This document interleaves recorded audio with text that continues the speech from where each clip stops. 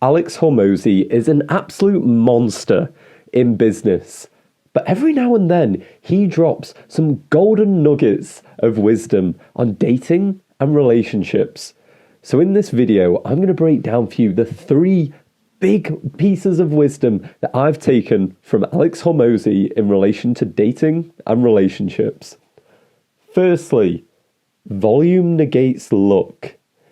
He presented this concept, and it was in the realms of business, that if you do enough cold calling to try and find clients, you will eventually find some people. You don't need to get lucky when you do high enough levels of volume. He said it in the same way in relation to content creation. If you keep creating content, something will click. The issue is when you're operating from such small margins, you kind of need to try and be perfect, even though you haven't got the skill created to be able to make that quality piece of content or make that quality call. If your volume is high enough, you don't need luck. So how does this relate to dating? Well, what I have found is it's so unromantic, it's so ugly. But relationships are secretly a numbers game.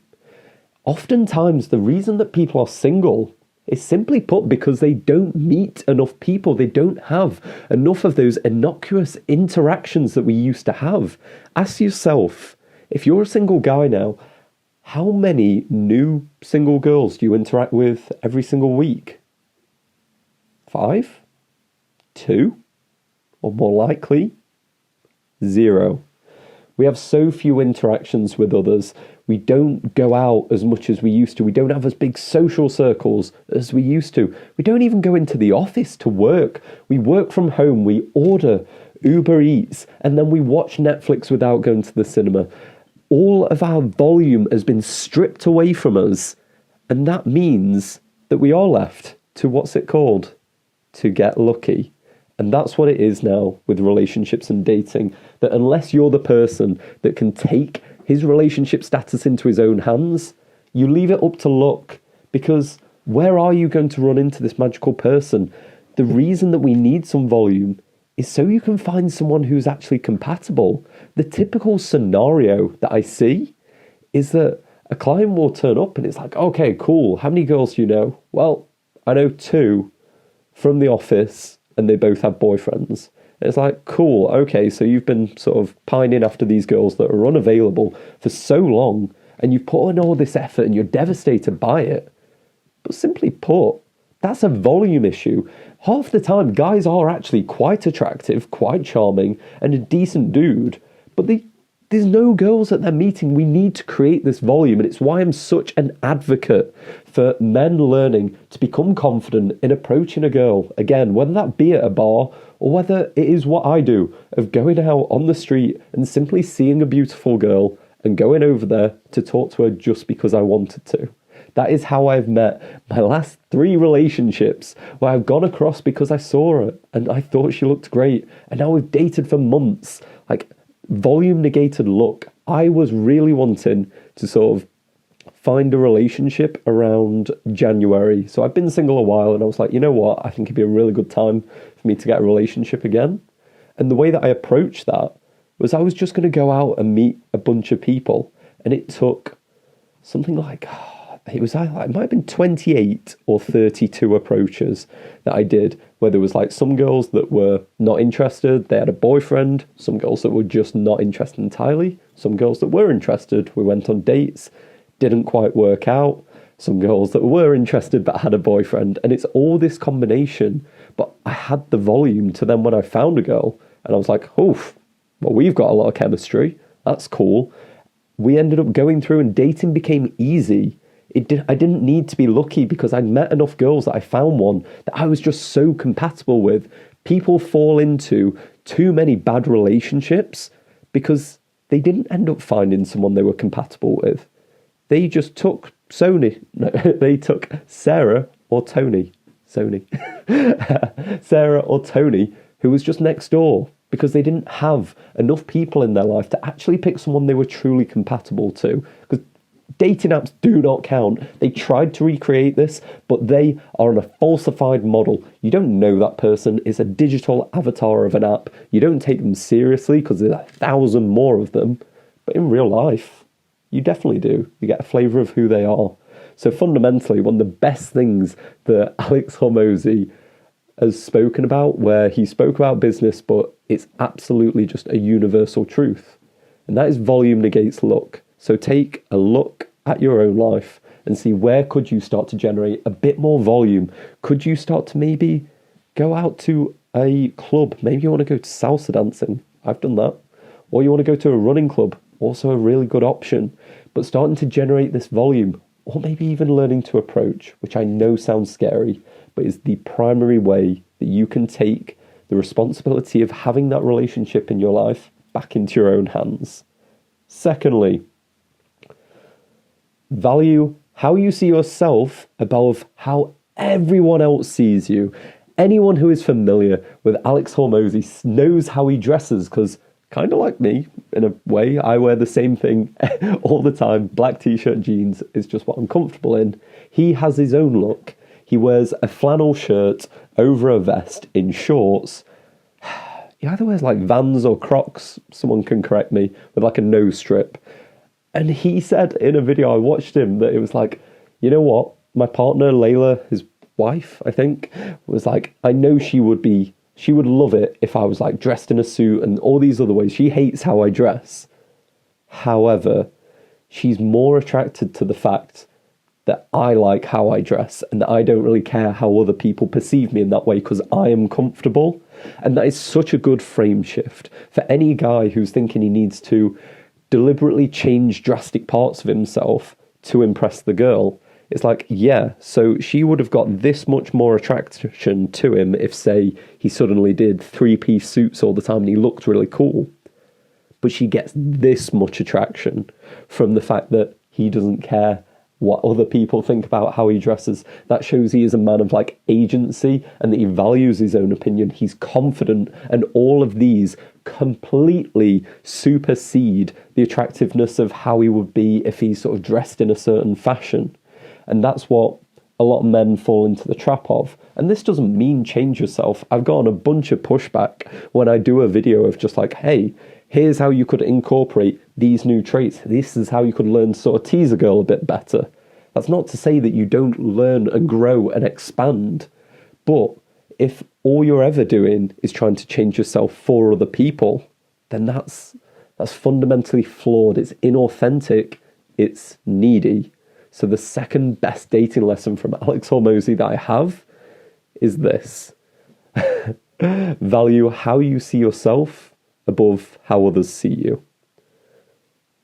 Finally, the third lesson is this. The truth is always the best marketing. So he once again spoke about this in relation to business when he was getting into the content space. He went and he spoke to experts. He spoke to Mr. Beast and was like, oh, so do you use clickbait? And he was like, yeah, hell yeah, I use clickbait. But I make the clickbait true. Because anyone that's seen like a Mr. Beast video, like I've not watched a lot, but they're always ridiculous. Like it's people who can hold on to the Lamborghini for the longest. It's like they can then have the Lamborghini. And it's like, wow, that's clickbait. That sounds interesting. But the thing is, it was true. That's what happened in the video. And this is what Alex always speaks to, of the fact that in his business, he wants to have the testimonials, he wants to have the best service and advertise as such, so people turn their heads of like, oh my God, he's claiming the best business. But then actually follow up on that. Because this is the downfall of so many men in the relationship space. They want to appear attractive as opposed to do the work to actually just be attractive. And the most bizarre thing is this. It's actually easier to just become attractive and it be true than to try the other route of doing the things that help you appear that, having the Rolex, acting in a particular fashion, maintaining the facade is fucking exhausting. It's absolutely draining because it takes your soul, because then you can never actually feel genuine connection to anybody, because you have just decided to put forward this avatar of who you want because you believed it to be more attractive, rather than just putting forward your slightly clunky, slightly flawed self that has his benefits and has his drawbacks and is just honest and true. Like, do the work. One of the things that guys talk about a lot in relation to sort of dating and their struggles is kind of running out of things to say when they're interacting with a girl. And I used to feel like this growing up, but I certainly don't feel like it now, because I have a lot to speak about with a girl. Just because I've done a lot of stuff at this point. I can tell around the time that I went on a 10-day silent meditation retreat. That was so weird and wacky and has 100 different stories. The time that I went to Bulgaria for 12 days whilst working a finance job and then just didn't come back for 3 months because I decided to YOLO it and tell them I wasn't coming back. Or the fact that I quit my finance job and now make YouTube videos. Like, I met my hero JP. Like, I've done a bunch of different stuff. A cabin in the woods where I went on some trippy seeds. Rather than just being like, oh, I need these stories that I can tell a girl that makes me sound interesting. Just do interesting things. I know this sounds like some weird basic level thing, but people still make this mistake of like, how can I appear like this? Rather than just do the work. How can I have a t-shirt and outfit that makes me look really good and athletic, and then have to maintain that forever and be in my own head that I need to look a certain way for her to be interesting, when it's actually easier just to get in good shape. Like, this isn't a CTA, but I have a video on the channel. Like, I'm super lazy. Yeah, like, I'm not in Hormozi shape. That guy's a monster. But I'm in all right shape and I'm super lazy. But I still just did the work to be kind of athletic, because it's so much easier than keeping up the facade. And I know this because in my first relationship, I don't think I was authentic at all. I felt like I needed to be someone else in order for her to like me. And I tried to maintain that. And after 2 years, the relationship broke down and I was devastated because I felt like I'd poured everything into it. But then when I reflected back, I don't think I was even in that relationship for a moment. It was just some other version of me, because I was terrified to show her that I have some pretty bad insecurities, that I was like, I didn't feel good about myself at all. The fact that I was way more inexperienced than I claimed to be. But now I'm going in face first with this of being my like Taylor Swift, call me maybe karaoke looking self, who has a bit of sexual insecurity and hang-ups from when he was younger. And the fact that he doesn't always have the most amount of confidence about himself, that like niggly not good enough thing. And I'm not going to just like vulnerability vomit on a girl like this, but I'm also not going to pretend that I'm not human, that I'm not someone that has like some flaws and drawbacks. Like, I have flaws. I'm also a bit dyslexic, which makes like learning a second language real difficult, because all the words just kind of jumble up together. And I used to be ashamed of that because I thought it made me sound stupid. By the end of the day now, it's just kind of funny. I'm just a bit mongy in that way. And it is what it is. And that's part of the package that they get. And this is what girls get attracted to, because you're willing to tell the truth and then you're willing to do the things. The truth is the best marketing tool. And that's what it'll be for you. Have the truth be something amazing, rather than just be lost in these tricks and things that you have to do to get the girl. Just create something that's truly attractive. It's shockingly easier than you would expect, because most guys aren't willing to do the work. So if you're willing to do 20% more than everyone else, like, you're willing to maybe pick up a cooking class, you're maybe willing to just like lose a little bit of weight, have some slightly better friends, you're already flying. You're already doing so well. So they are my 3 best lessons I've taken from Alex Hormozi. And if you're unfamiliar with him, I highly recommend you check him out. He is up there with my sort of like Jordan Petersons for just influential figures in my life that give out amazing information. And particularly the volume negates look one. That one has stuck with me because in so many realms that is true. And if you're stuck not being able to generate that much volume in terms of being able to have interactions with girls who might be interested in you, well, check out this video where I break down exactly how you can learn the skill of being able to walk over to a girl in a bar on a street and say hi without being cringe, without it backfiring. And this has all of the lessons I've learned from over 1,000 approaches, all distilled into this one video. Check it out and start to see how good your relationships can start to get.